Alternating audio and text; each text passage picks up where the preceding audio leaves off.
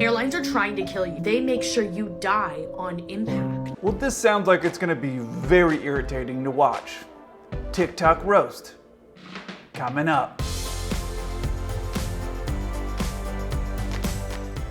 Hey 7-4 crew, welcome back. If you don't know me, my name's Kelsey. I'm a 747 pilot.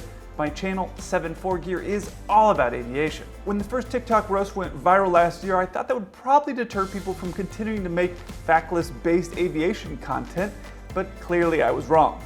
Gen Z has a lot more resilient people in it than I realized, and they're continuing to make factless-based aviation content regardless of the impact on people. I mean, what could go wrong? Airlines are trying to kill you. It is a fact that if you are in a plane crash, the airline has to give you $10,000 just for going through the crash. But if you sue the airline on top of that, you can get millions from that. Airlines don't want that happening. I mean, they don't want to crash, but they don't want that happening either. They're gonna lose a shit ton of money. So how do they solve this? They make sure you die on impact. This is also why flight attendants are put in an alternate area. They have seats with a ton of room around them. So when the plane's going down, they're gonna ask you to be in this position, right? That's not the position you want to be in. This position is designed to kill you on impact. Your back and neck will automatically snap. To increase your survival chances and to have less of an injury, sit like this girl right here. So Grace, let me get this straight. What you're saying is that on the flights that I'm doing where there's passengers on board, that if I think there's going to be a crash, instead of trying to keep the plane intact and keep everyone on board alive, myself included, what I would do is intentionally just drive that plane into the ground because of the risk of my airline getting sued and the insurance company having to pay a claim to them.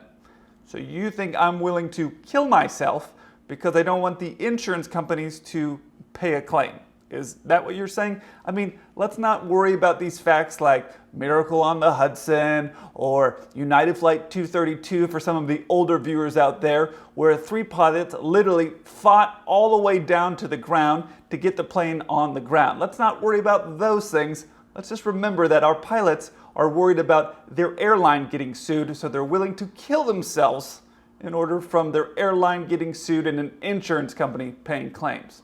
Yeah, that makes sense. That's what you meant when you said this, right? They make sure you die on impact. Now I guess we should talk about some of the other facts you talked about in your video, because the word fact is getting so fast and loose now of what really is a fact, because you said they have to get $10,000 if they're ever involved in a crash. You'll notice here under this column, strict liability for death or bodily injury to passengers, 128,821 SDRs. And what is an SDR? Without getting into a bunch of details, and I had to look it up because a lot of you know I'm no economic or math wizard, so I had to look it up. It's basically like, imagine a pot of a bunch of different currencies all put together. It's just kind of an average. And of course I had to figure out what does that actually equal, because she's saying $10,000. It's actually about 175,000 US dollars. So yes, $10,000, like 100 years ago. And I know you're thinking, oh yeah, Kelsey, where did you come up with that information? Just this little website from the US government. Now, Grace, I already explained how stupid and dangerous it is to take your advice of how to sit in a crash, but I figured since you mentioned flight attendants and the way their seating setup is configured, we should probably talk about that. This is also why flight attendants are put in an alternate area. They have seats with a ton of room around them. Yes, it's true that flight attendants don't have a crowd of people always around them. And the reason they don't is because that they need to be able to get up and sit down in their seat without a bunch of people around them. The other reason is that they're next to an emergency exit. So you don't want to have a crowd of people all surrounding this choke point where they need to get out in the case of an emergency. I'm going to put my Instagram handle right there so you can sketch out an overall better design. So that way the next time that I'm talking with a Boeing or Airbus executive, I can show them your design and they can redesign all the aircraft so the flight attendants are sitting nice and tight next to all the other people right next to the emergency exit. Makes sense. You should never swap seats on a plane, and this is why. Now, most planes are extremely sensitive to changes in their center of gravity, so changing seats can actually be lethal. Before taking off, pilots must know the exact weight distribution on the plane so they can make calculations. If those calculations are off even a little bit, there's a chance that plane could crash. But even if it doesn't crash, it will cause huge problems on the flight, and everyone will probably think they're gonna die. So defined extremely sensitive, because when I take off on my 747, I'm sitting at the very very, very forward part of the aircraft, and then during my break, I typically will walk downstairs and walk the entire downstairs. Make sure all the flight attendants are doing okay, make sure there's no problem with passengers, and not gonna lie, I look in the galleys because different galleys have different snacks, and I want to see what snacks they have to see if there's something that I really like. So I guess I've just been lucky as far as not crashing my 747 when I'm walking from the very, very front to the very, very back of the plane. Is that what you meant when you said lethal? So changing seats can actually be lethal. I guess I've just been lucky so far. But let's talk about this center of gravity point that you brought up here. Now, most planes are extremely sensitive to changes in their center of gravity. Well, it's not as precise as you might think. Every person gets an average weight. There's a summer weight and a winter weight. So every person gets that average weight. So take a guy who's 350 pounds, that's basically double my weight. He's gonna count the same weight as I'm gonna count. It doesn't really matter at the end of the day. And don't think, okay, well, Kelsey, you're flying a 747, so it's less of a big deal. The smallest commercial airliner jet that you're typically gonna fly on in the US is 50 seats. Same thing applies. The zones are smaller, but that is typically how it works. You're given a weight. Now, it would matter in the case that you were flying a 4-seater plane and you have a guy who's 350 pounds and he was sitting in the front seat and now he's sitting in the back of the plane. Now it matters. But on your commercial airliner, you're just going to have an average weight of every person that's in each specific zone, and those zones change depending on the size of the aircraft. So when you say this, if those calculations are off even a little bit, there's a chance that plane could crash. you really could not be more wrong. So with literally no aviation training at all whatsoever, you're out here stating facts to try to scare people. I mean, you should be really proud of yourself. And since we're talking about aviation, we should probably talk about this point right here. These planes are turning to the side from high winds, not because little Timmy ran from the front of the plane to the back of the plane during takeoff. Facts, right? I mean, they're so fluid now. After you watch this video, you won't die in some ridiculously dumb way. You'll know what to do. Why do I have the feeling that this video is going to be full of ridiculously dumb tips of how to survive a crash? Imagine you and your friend Chad are flying to attend the Playlist Live event, except Chad springs for first class tickets and sits in the front of the plane, and you sit towards the rear. And then boom! Your plane hits a mountain. Chad's immediately gone. But you survive, because passengers in the rear of the plane are 40% more likely to survive a crash. Just to clarify, Zach, just so we're on the same page, what you're saying is that if the pilots fly directly into the side of a mountain, which wouldn't really happen because there's a system now on all commercial aircraft called a ground proximity warning system, or if you want to talk pilot talk, we call it a GPWIS. But this GPWIS system goes off that tells the pilots, hey, you're at risk of flying into the side of a mountain, but the pilots ignored that. So we're just ignoring that we're about to fly on the side of a mountain. But they keep going anyways into the side of this mountain, and this plane at a few hundred miles an hour hits the side of a mountain, and because you're sitting in row 33, that impact kills everybody ahead of you, but because you're in row 33, you're safe. That's what you're saying, right? Just want to make sure I'm tracking along with what your story goes. Let's see what else you have to say.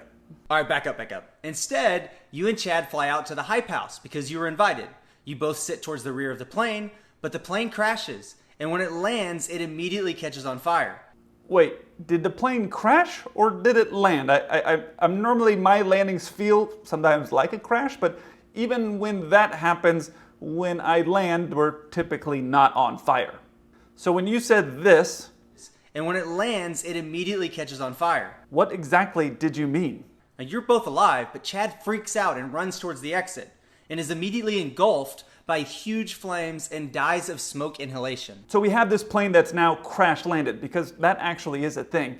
And it's come to a stop, and your buddy Chad has jumped out and made his way towards the emergency exit once the plane has stopped. And on his way, he's engulfed in flames. And that wasn't the problem. It wasn't the fact that he's covered in fire. It was that he breathed in the smoke, I'm guessing from himself being on fire. He breathed in that smoke, and that was his demise. Is that what you're saying? I'm really excited to hear what your advice is to be better than heading for the emergency exit once your plane has come to a stop. I'm very excited. But like a prepared warrior, you pull out your water bottle, drench your shirt in water, put it over your head, and breathe cleanly all the way to freedom. So Mike, I drench the front of my shirt, right? And then I pull my shirt over my head like this, and now I'm safe from the fire.